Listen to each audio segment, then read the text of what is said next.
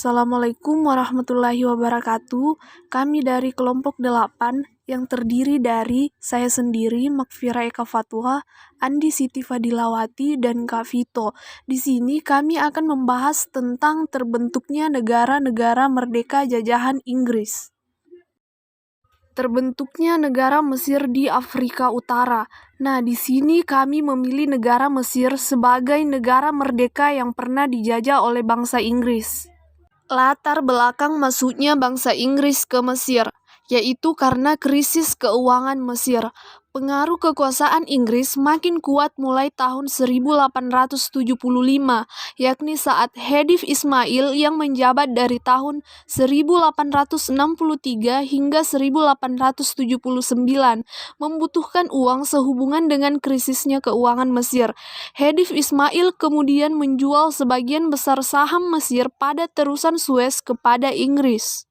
Karena adanya campur tangan Inggris, khususnya pada saham-saham terusan Suez, menimbulkan kekecewaan bagi rakyat, yang akhirnya memunculkan pemberontakan Arabi Pasha yang terjadi pada tahun 1881 hingga 1882. Gerakan Arabi ini timbul karena pengaruh Jamaluddin Al-Afghani. Sama seperti negara Indonesia, negara Mesir juga meraih kemerdekaannya melalui gerakan nasionalisme atau gerakan akan cinta tanah air. Tokoh nasionalisme Mesir. Yang pertama, Mustafa Kamil, pemimpin Kongres Nasional yang diadakan pada 7 Desember 1907 dengan tujuan untuk pembangunan Mesir secara liberal untuk mencapai kemerdekaan penuh. 2. Arabi Pasha, memimpin pemberontakan Mesir yang menuntut agar segera diubahnya sistem pemerintahan di Mesir. Yang ketiga, Sa'ad Sahlul Pasha, seorang politikus Mesir yang memimpin sebuah partai nasionalisme pada tahun 1919, yaitu Partai Waqf.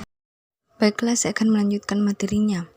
Tokoh nasionalisme Mesir selanjutnya itu Gamal Abdul, sebagai tokoh intelektual yang membawa perubahan yang sangat besar di bidang politik dan kemasyarakatan.